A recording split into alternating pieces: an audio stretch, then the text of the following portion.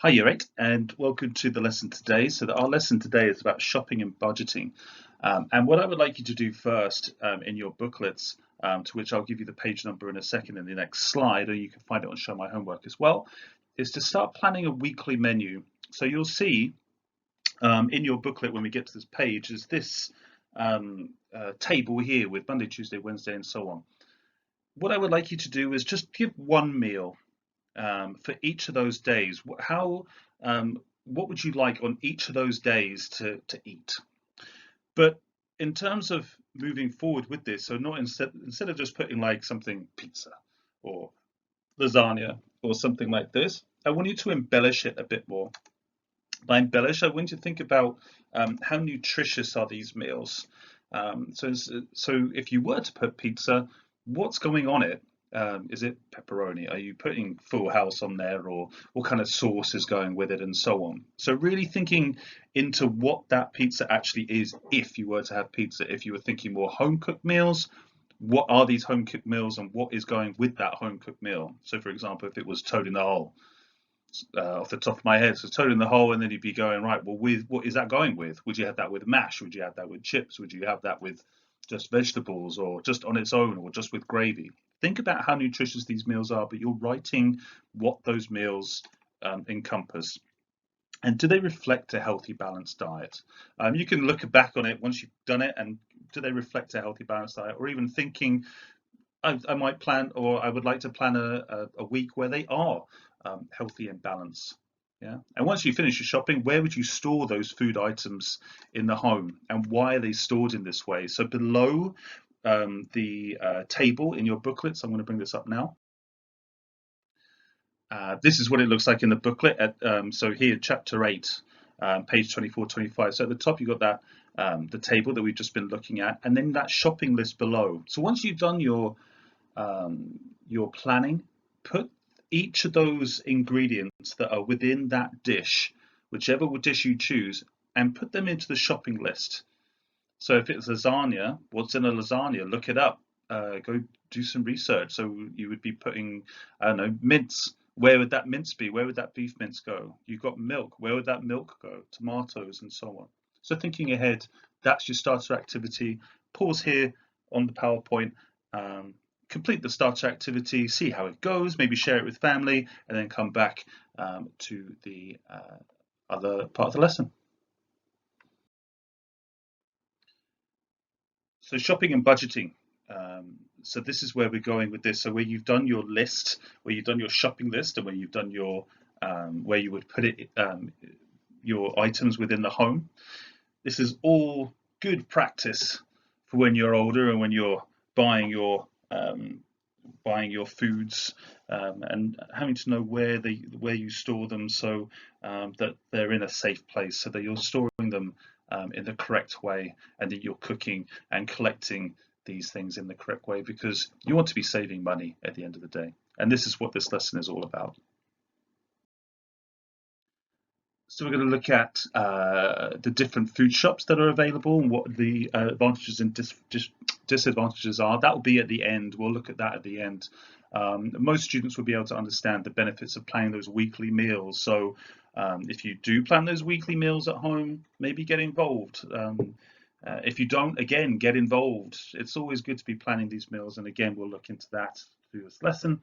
And some of you will be able to determine which shops benefit your lifestyle or your family's lifestyle, how to find those good deals, and how to get the best out of the products that are available for foods. Here's a nice clip to watch from the BBC. Start the video at 4:18. So when you go onto the link is also in Show My Own Work, but start the video at 4:18 and stop at 8:52. If you really wanted to watch the whole thing is about like an hour. But the main part that would be beneficial for this particular lesson is between those two times. So start at 4:18 and stop at 8:52. So pause this, go to Show My Homework, or come out of this, copy the link, and watch this on YouTube for that time. As we can see, there's a number of food choices and factors. that influence how and why what people choose to eat. So food choices are what you see here. So what nutrition are you getting? What is your culture? Do you have a tradition? What religion are you? What kind of lifestyle do you have? Are you busy? Are you not so busy these days? How much time do you have? What are your food preferences? And so on. All these are food choices and factors that influence how and why and what we choose to eat. We're going to focus on the costs of food and consider and discuss ways in which we could possibly spend and eat smarter. So, how are we spending our money? How could you spend your money, or how could families spend their money in order to spend better, eat smarter, get the most of what you're able to get with your budget? What is budgeting? So when shopping for food, it's important to set a budget of how much you're going to spend. It's how much money you have to spend, or how much you put aside for this food, and whether you're getting the best food for your buck, so to speak. So setting a budget is very important when you're going into when you're going to buy foods. One of these rules when you have a budget is make a list and stick to it, because it's very easy to add impulse buys. So these impulse buys can cause you to go over budget, and this happens more often than not when going into a supermarket. If you're hungry, so when you're hungry or you're feeling hungry, and then you go into a place where you're going to be buying your weekly shop, and you're surrounded by food, you're thinking, or the possibility of you thinking, okay, there's lots of food, I might have some of this food. Therefore, you are impulse buying, you are buying under the influence of being around food and so on. You're not sticking to that list that you've made. Therefore, as it says here, you could be tempted to buy these foods and end up spending more than you need. So how can we save money on food when we're shopping? How can we save this money for food when we're shopping?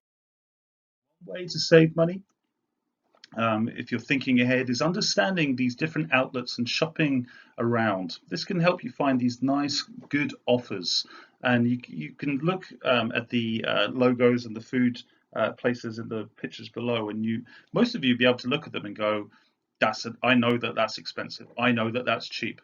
I know that that's mid-range. But then, if you go into these places, you could be surprised into what is offered, so it's worth shopping around. That could find you a good deal, good offer when you're shopping and budgeting.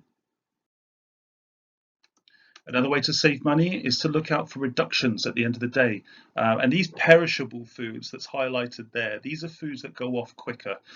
So we're looking at, so those foods are like high risk foods, so meats, fish, dairy. These are foods that are perishable and they don't last that long. So when these are coming up at the end of the day, they're usually reduced.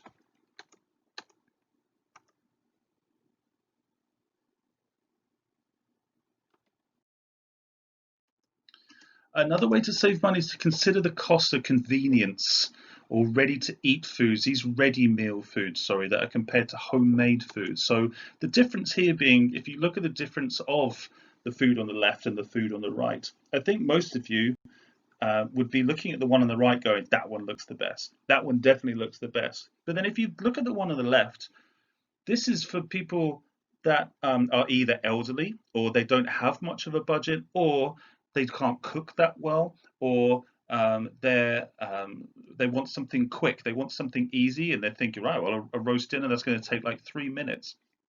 This is the convenience of foods that we have these days, and the budget wise is to think, right, well, how much time, sorry, so when it comes to food choices, it's a matter of time. The one on the right looks lovely, but that's going to take you about 2 to 3 hours to complete a meal like that. Whereas the one on the left, 3 minutes done. So it depends on your lifestyle, how much time do you have, how much money do you have, and so on. So the one on the left doesn't look as great, but then there's the convenience of these ready to eat food, ready meal foods.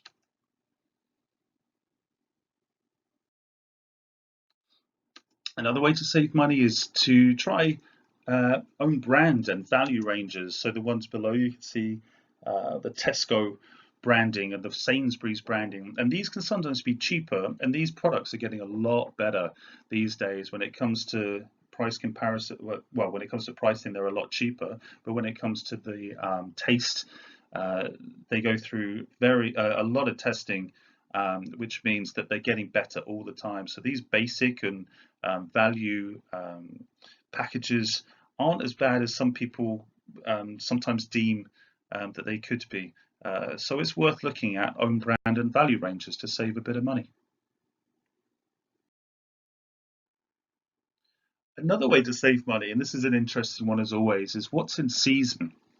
And this is known as seasonal food. And these seasonal foods are when it's cheaper to buy these foods. In terms of, this is the time that those are the times that the food is abundant. These are the foods that are grown at that particular time in the year. So it's when they're naturally available in the year. So for example, for January, I've pulled this one off of the internet. So according to January, or according to the internet of January, these foods that you can see on that list are in season.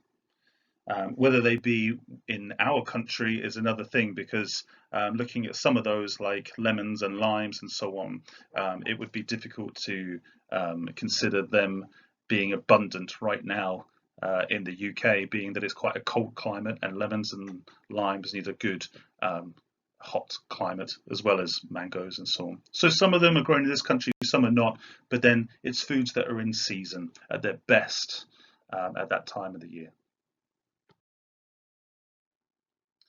Another way to save money on food. And remember, these are being written into your booklets. I did forget at the beginning, but all these points are being put into your booklet. So if you've forgotten to write them in, go back onto this PowerPoint, listen to me all over again, or stop and pause and so on, and write these into your booklets if you printed them off onto your paper, should you have it. Okay. So moving on with how you can save money on food, it's unwanted packaging and the environmental problems that happen with this unwanted packaging. This was more, this slide was put more to Easter time, but it was a good example with the Easter product to go, what you want in there mainly is the chocolate. But the idea of that chocolate has all of that recycling and all of that rubbish to deal with in terms of just having that chocolate. So these environmental problems and packaging are quite a big factor when it comes to saving money, because the unwanted packaging, it adds up. You're paying for not just the product that's in there, but the packaging that comes with it.